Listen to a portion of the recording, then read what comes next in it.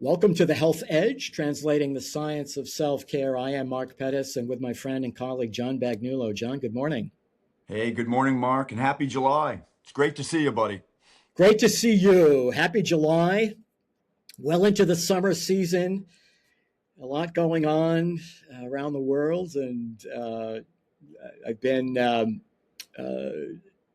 enjoying some of the soccer. I'm not a big soccer fan, but just the organization and coordination of this World Cup and the passion that these fans from all over the world have, showing up at these games, and the garb, the color. It's really kind of a cultural phenomenon. So even though I don't understand the game of soccer that well, I've enjoyed that a little bit. And of course, baseball is in full swing, and soon the football season will be gearing up. So for the American sports enthusiast, it's a fun time right now.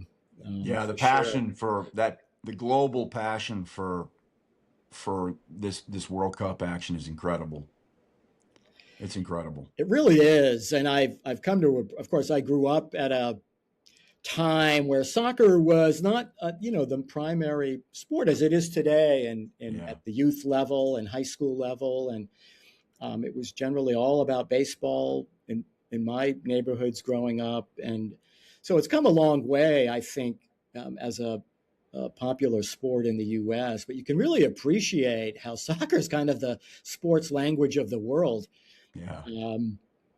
and there's something kind of fun about some of these small countries bringing these huge constituencies to their games and the competition. And so, So we one of our favorite topics is coffee. Without doubt. It's our favorite beverage, and one of our favorite subjects for reviewing and interpreting clinical studies and public health messaging. And all of our podcasts are unfiltered. And as this one will be unfiltered, and it will bring us to this theme that you brought to my attention recently, John, in your Substack posting, of some of the attributes of unfiltered coffee and the disconnect between global health benefits and as weighed against this obsession with cholesterol. And so we've got a paper we can look at, and I know you've got a lot to say and share about this topic, John, but coffee is always a topic worth revisiting. Yeah, it is, because I think it's fun for so many reasons. I mean, number one is it's the third most commonly consumed beverage in the world, right? So you immediately have just massive numbers of people drinking coffee, but that coffee's in like 1,000 different forms. And so you can really start to pull things apart, in terms of the research around it, looking at different forms of coffee, how it's brewed, different types of beans, how those beans are roasted. So it's fun on that level, like when you get into some of those qualitative components of it. But, you and I have talked in the past about how favorable the data is about coffee in general, which, I don't know, it wasn't that long ago, and many people, right? Not just health professionals, but even researchers had serious questions about coffee. Did it contribute to hypertension? Now we know that it's protective. Because again, I think caffeine's been, I think it's been like misrepresented by and large as because it's a stimulant and because of, some of the effects it has that, people looked at it as something that maybe had more adverse effects on health than favorable. We know now that that's just not the case.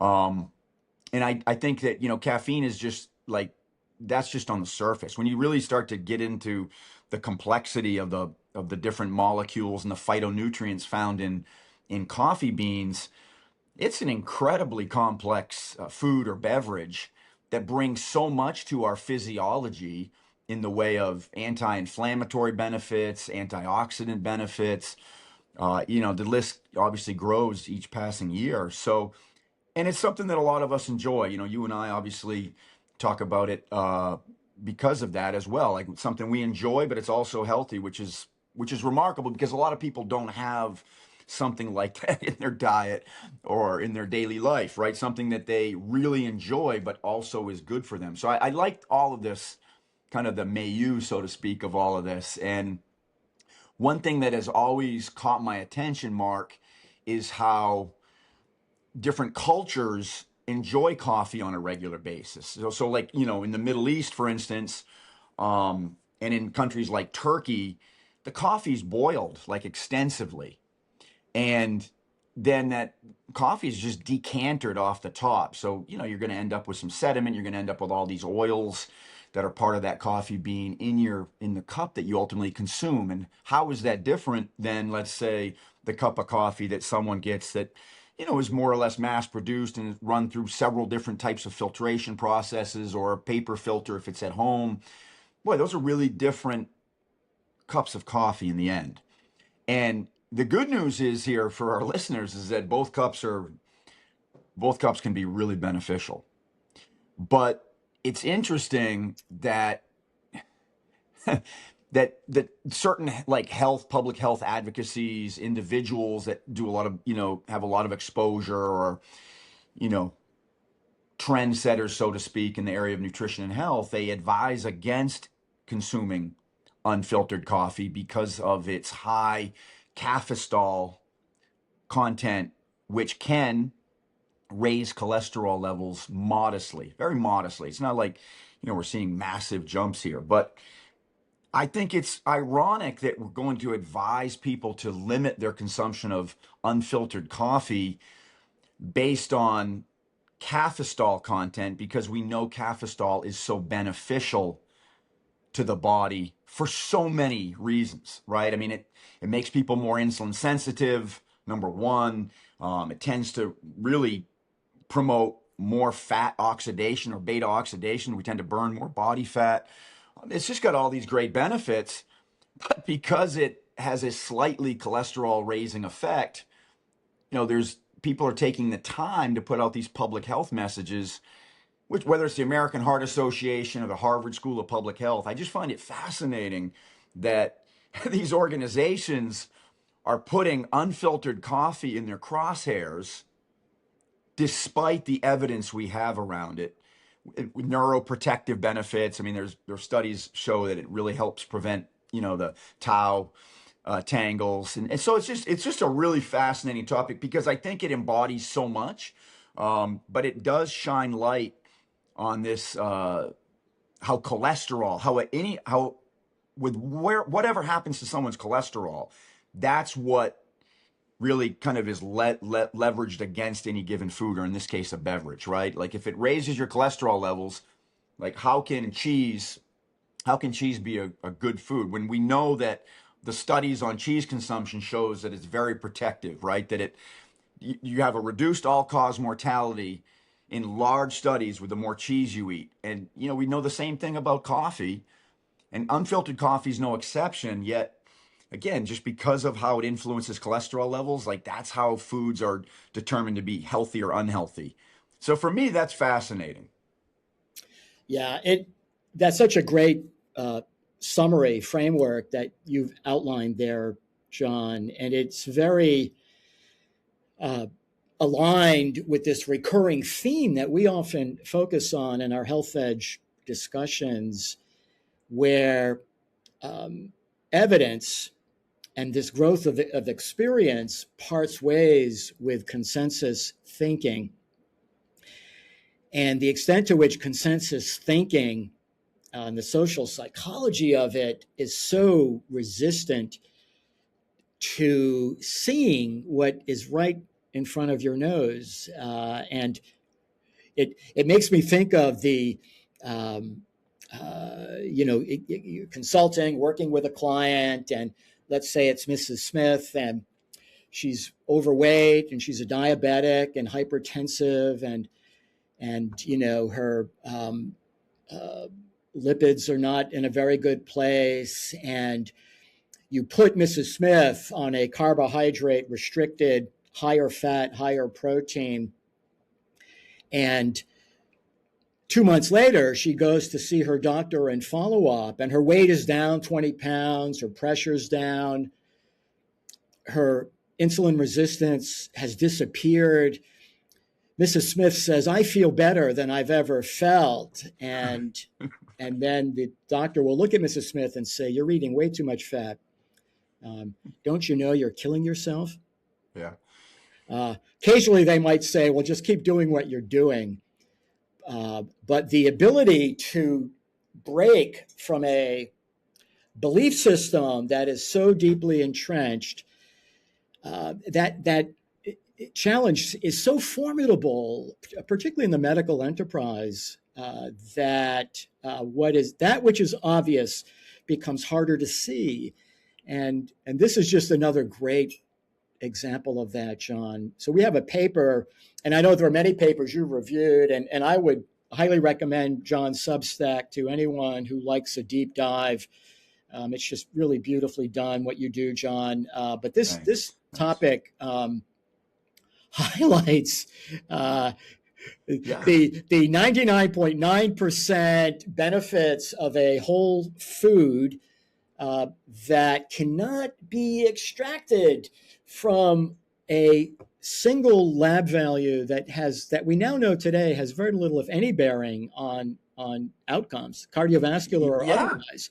And your analogy, Mark, about the patient is spot on, because, what we see with so many aspects of diet and nutrition is we see improved outcomes, but the biomarkers don't align with what the system believes they should move in the direction, right? So, in this case, all the studies on coffee consumption, filtered, unfiltered, show all of these amazing benefits, but all of it is washed away by the final statements in so many papers that go along the lines of something like, these results are surprising. These results are, shine light on the potential of this food or this beverage, but we also know that these foods or beverages raise cholesterol levels, so caution should be used. Yeah. And that, again, it just washes away the significance, I feel, of many of these findings, and this is no exception. But it's that inability to appreciate outcomes and stay focused on a particular biomarker, which, to your point that you just made, we know has very little value.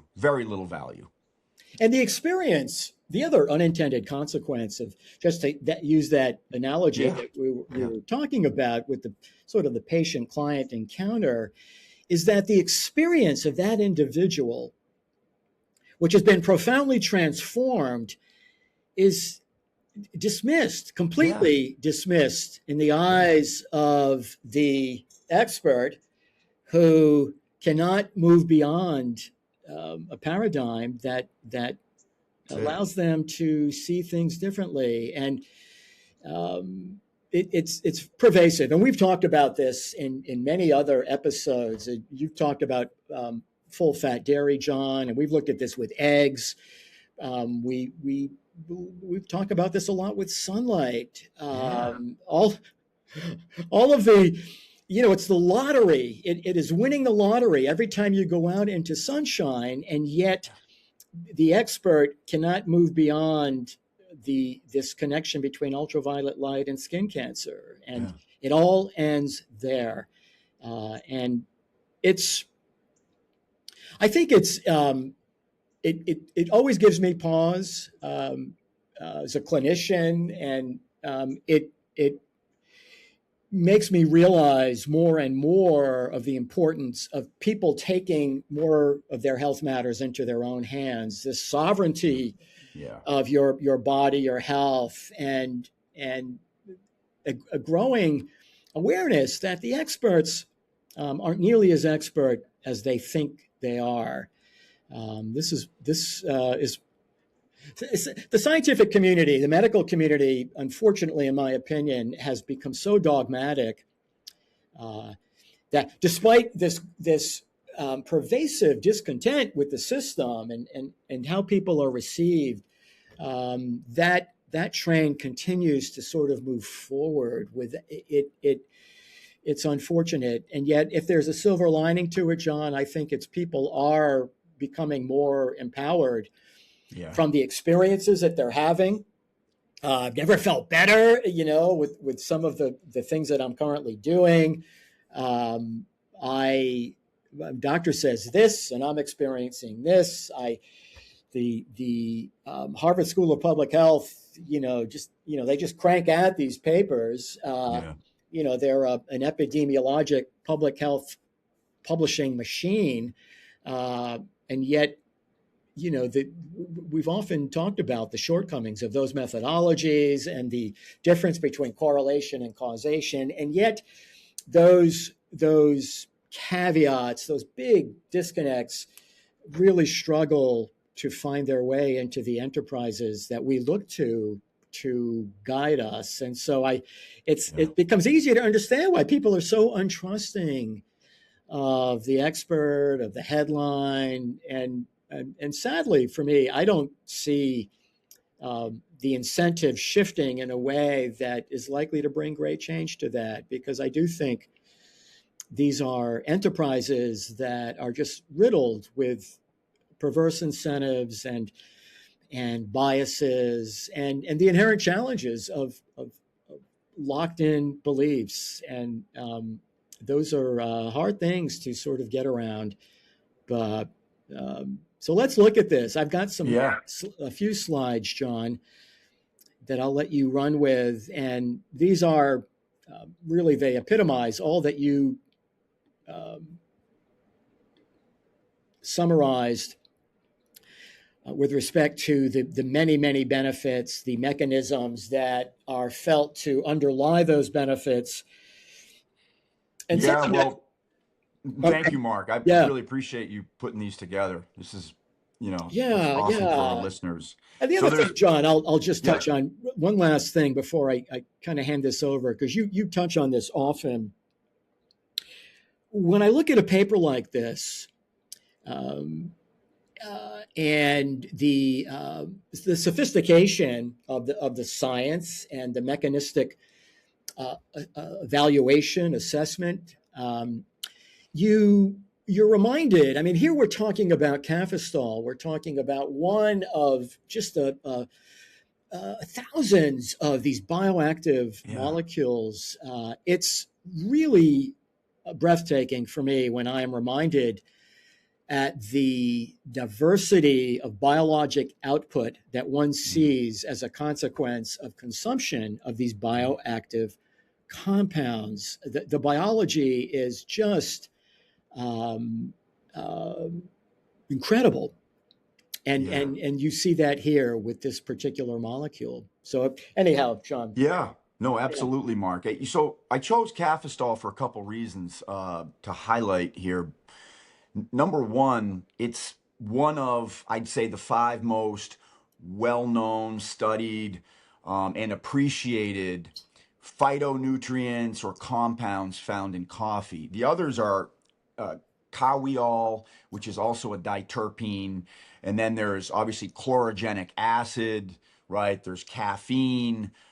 You've got these really, like you just said, these really amazing substances found in coffee. But I chose cafestol because it's one of the more controversial, I guess would be the best way to describe it. It's one of the more controversial or kind of catch-22 nutrients. That's how most health professionals would consider it, because it does increase cholesterol levels somewhere. It's very, very subtle. It's like, I think it's 1.3 milligrams of cholesterol per deciliter, right? So if you had a serum cholesterol of, let's say, 200, for every cup of coffee you have per day that's unfiltered and contains cafestol, you're raising your cholesterol levels around 1.3 to 1.4 milligrams per deciliter, which is, again, if you have 5 cups of coffee, you're going to be at the end of a month, your cholesterol might be 207 or 208. So these aren't massive changes. Statistically, they're very, very small. But that being said, again, the lens at which foods, in this case a beverage, is looked at is as often, really skewed by how they change cholesterol levels. So I chose cafestol because it will be removed from unfiltered. It will be removed from filtered coffee. So the paper filter is going to clear the kahweol. It's going to clear the cafestol. All of that is really it's found in the oily components of a coffee bean, which a lot of times you'll see on the surface of a cup of coffee if it is unfiltered. But and so you have this molecule which is really easy to say, okay, it's in filtered.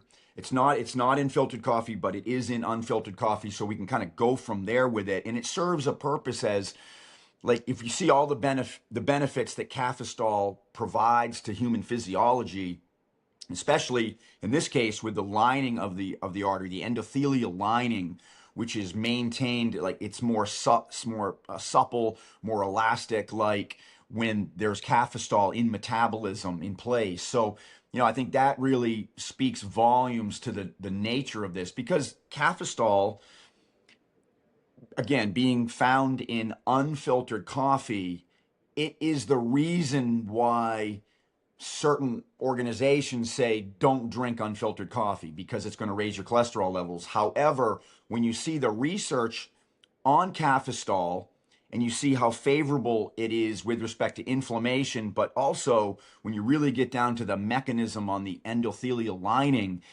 it's really clear that here's a substance that might be as medicinal as anything found in coffee, and yet we're advising people not to drink unfiltered coffee because of the cafestol. So it's really a backwards way of approaching this, a lack of critical thinking, obviously.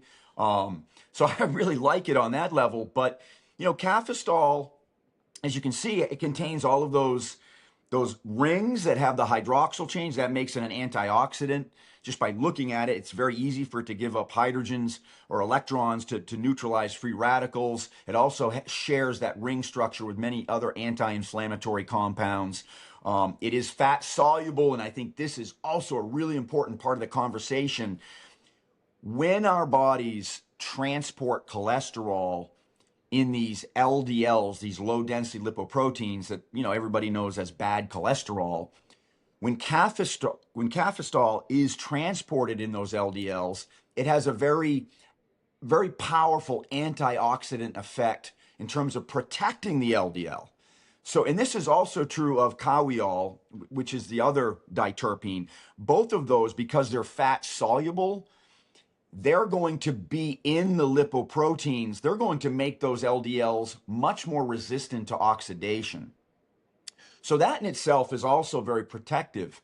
If you have something in those LDLs that protects those LDLs against oxidation, that in itself makes it very beneficial with respect to risk reduction with respect to heart disease. There's also evidence where these fat soluble substances increase the size and the buoyancy of the LDL. So that also makes it resistant to oxidation. So you have all these things really working in favor of LDL qualities, which is none of it's really discussed or appreciated on this epidemiological front. So that's why I think cafestol is a fascinating molecule to use as what we call like a surrogate or a marker, a tracer, so to speak, for the food in itself. If you have more cafestol in a food, sure, it's going to raise cholesterol levels very modestly, but it's going to offer this host of benefits, not only to those lipoproteins, but to other areas of our physiology. So that's why I found this paper, just really it's a really kind of big overview of that molecule's interaction with different facets of our cellular physiology. And in this case, you can see liver, lipid metabolism. But you're only going to get cafestol in unfiltered coffee. And so that's really, a big part of the reason that I included it here in this. Yeah, great overview, John. And this graphic summarizes many of the positive effects, not just cardiovascular, lipid, anti-inflammatory, all of these sort of these are the metabolic drivers of aging and longevity. And so if big pharma were involved in a drug discovery, looking at the plant world and trying to isolate compounds that had potential for future pharmacologic development, you'd look at this and you'd say, "Oh man, we let's get that in a pill." Look at Yeah. all of the amazing things that this does, and and this is just another graphic. Apologies to those that are listening to this and can't see these slides. We'll put them up on our website, but these are whether it's fat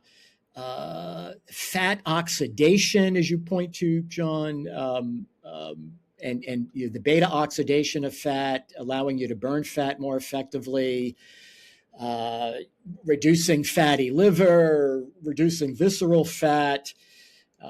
These effects on literally these epigenetic effects on gene expression.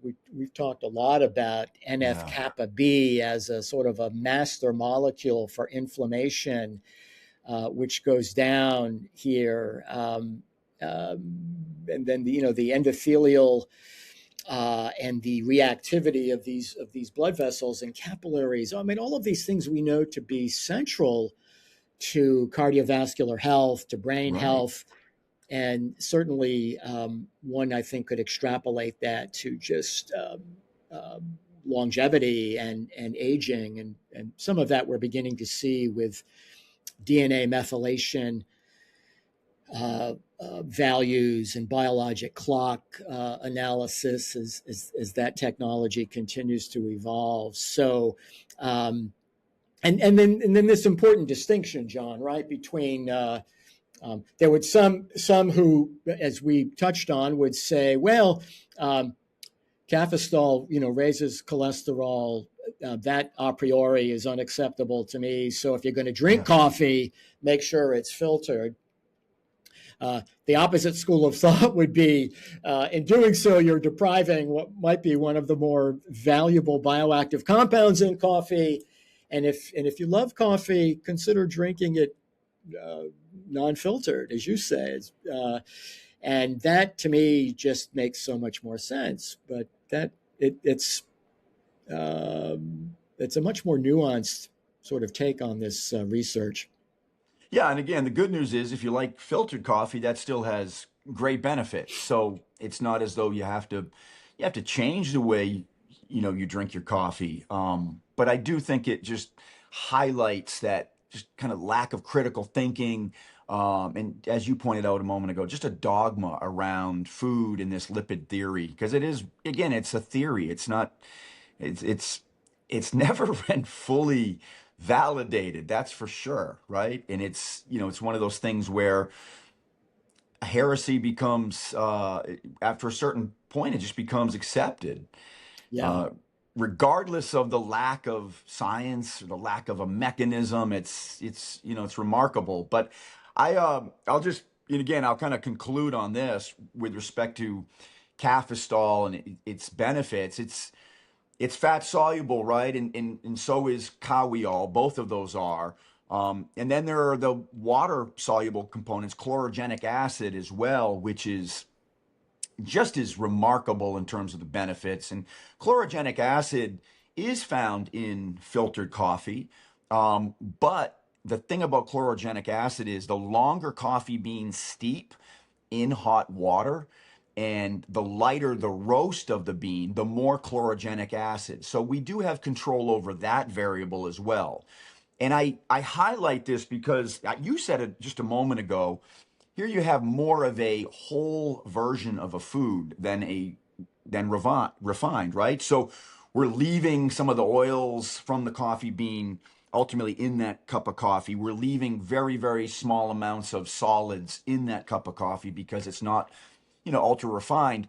So it's interesting that you've got this, because coffee is really a fruit. It's a berry, right? It's a berry with high antioxidant value. And we know that berries across the board offer us so much. So here you have a plant-based food. This is where I find this really funny. So we're told, eat more plants, eat whole plants. And that if you eat whole plants, like things tend to always work out well for human health, right? Well, we've got a great example of it here where we're eating, it's a plant-based food, rich in antioxidants, a member of the berry family, so to speak. I know it's not in the vaccinium family like blueberries and cranberries, but it's a berry. It has all the attributes that we see in other berries. Um, Again, plant-based, we're recommending that you have it in more of a whole version than a refined version. Yet, wait a minute, there's a catch with this one. Right? There's a catch with this one. This is a one more whole plant-based food from the berry family we don't want you to have because it might raise your cholesterol levels. That's where the irony really comes in all of this, right? So, I chuckle about that. But yeah, we have, you have 101 different ways you can make coffee. And I think that if people are open to it, try a lighter roast, let it spend a little more time in hot water, whether that be something that you're percolating, whether that be in a French press, and you might like it, and you might end up with a lot more in that cup of coffee than you'd imagine. Yeah, that's a great summary and a good note to conclude on, John. And as we often talk about in our coffee conversations, it's really what it put in the coffee that can negate so many of the benefits, whether the coffee is filtered or not. And these are really big issues. If you are using a lot of sugar and these synthetic creamers and sweeteners, many of these potential health benefits become negated. And it's a great point. It's a very important point, especially with the use of artificial sweeteners and a lot of these non-dairy creamers that are made with seed oils and they're hydrogenated, right? Some of those non-dairy creamers are basically chemical cocktails. Exactly. The fastest way to adulterate a beautiful cup of coffee. Exactly.